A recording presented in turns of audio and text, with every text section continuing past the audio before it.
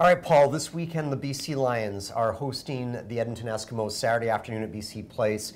I know that there's still this battle going on for second in the West. We've talked about, probably the need for the Lions to host a playoff game. That's unlikely to happen now. But let's take this a little further forward to the Grey Cup and the announcement this week that they were cutting the prices of Grey Cup tickets. To me, catering to the Toronto market is just an absolutely lost cause. What do you think? Yeah, I know that really gets your goat, Jonathan, but bottom line is the CFL right now is a tough sell in Toronto. We just saw the Jays are out, but they've gone crazy for the Jays. The Raptors, same things, and of course they're always going to be in love with the Leafs no matter how much they lose. The CFL has lost its way in Toronto, and they were scared to put the Grey Cup there for over a decade. So they came back for the 100th anniversary. It was a moderate success.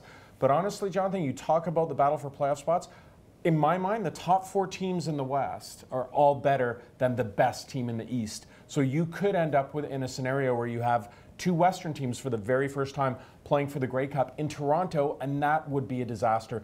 No one in Toronto would care about that.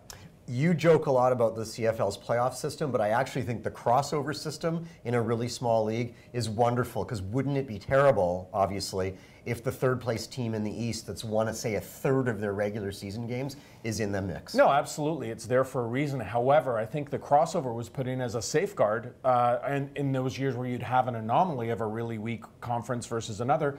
But it has always been the West. The West traditionally, ever since they put this system in 1998, I believe, it's always been the West that crosses over. So something's wrong, and the CFL's never been able to fix it. But again, you've talked about them. You're a Grey Cup veteran. You've been to a lot of Grey Cups.